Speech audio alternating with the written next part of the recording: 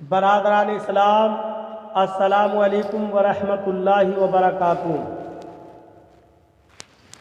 آپ حضرات سے گزارش کی جاتی ہے کہ خود بھی قرآن کریم کی تلاوت، ترجمہ، تفسیر سماعت کیجیے اور اپنے عزیز و اقارب رشتہ دار کو بھی شیئر کیجیے تاکہ آپ اس کے ذریعے صدقہ جاریہ کے مستحق ہو جائیں۔ آج اللہ کے فضل سے ہم سورہ رحمان کے فضائل اور اس کے مضامین بیان کریں گے۔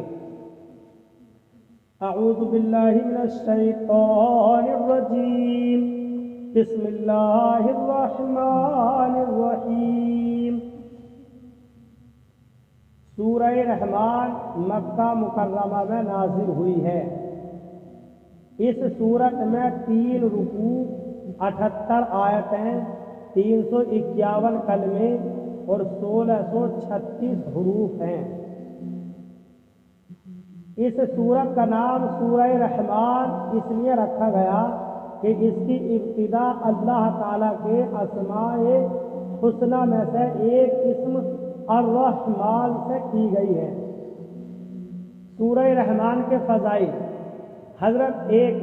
حضرت علی المرتضیٰ کرم اللہ تعالی وجہ الکریم سے روایت ہے، نبی اکرم صلی اللہ علیہ وسلم نے ارشاد فرمایا، ہر چیز کی ایک زینت ہے اور قرآن کی زینت سورہ رحمان ہے۔ مفتی احمد یار خان نعیمی رحمۃ اللہ تعالی علیہ فرماتے ہیں، چند وجہ سے سورہ رحمان کو قرآن کی دلہن زینت فرمایا گیا۔ اس صورت میں اللہ تعالیٰ کی ذات و صفات کا ذکر ہے اور ذات و صفات پر اعتقاد ایمان کی زینت ہے۔ اس صورت میں جنت کی حوروں، ان کے حسن و جمال، ان کے زیورات کا ذکر ہے اور یہ چیزیں جنت کی زینت ہیں۔ اس صورت میں آیت مبارکہ فَبِأَيِّ آلَاءِ رَبِّكُمَا تُكَذِّبَانِ 31 جگہ ارشاد ہوا۔ اس سے سورت کی زینت زیادہ ہو گئی۔ 2، حضرت فاطمہ زہرا رضی اللہ تعالی عنہا سے روایت ہے، رسول کریم صلی اللہ علیہ وسلم نے ارشاد فرمایا، سورہ حدید، سورہ واقعہ اور سورہ رحمان کی تلاوت کرنے والے کو زمین و آسمان کی بادشاہت میں جنت الفردوس کا مکین پکارا جاتا ہے۔ 3، اس سورت کی آیات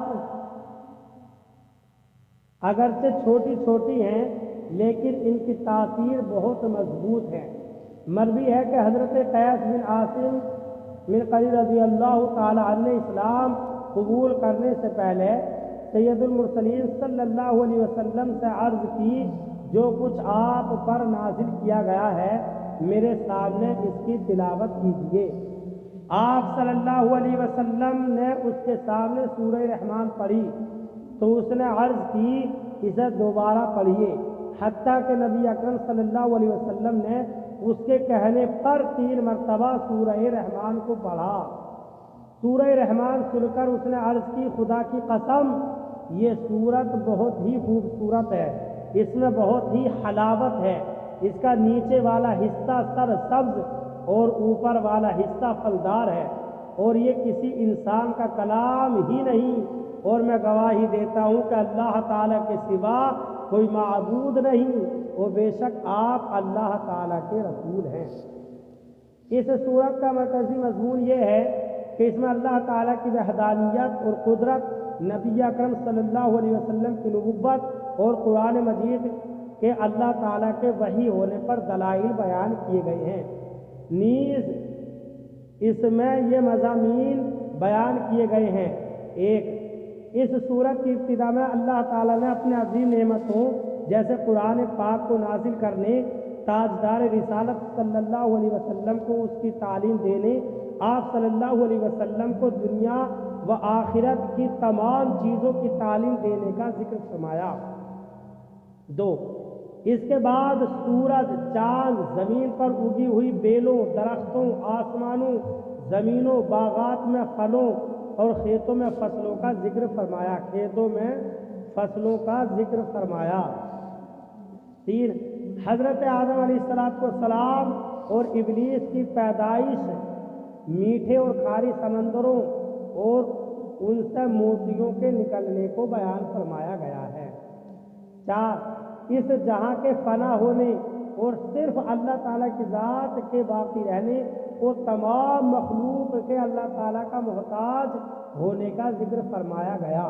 5 اس سورت کے آخر میں قیامت، جنت کی نعمتوں اور جہنم کی سختیوں اور ہولناکیوں وغیرہ کا ذکر ہے۔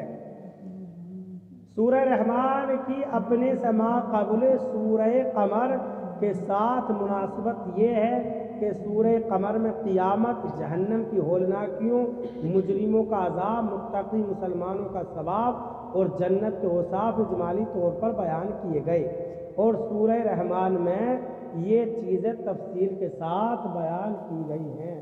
اللہ تعالیٰ قرآن کریم پر صحیح معنی میں عمل کرنے کی توفیق عطا فرمائے۔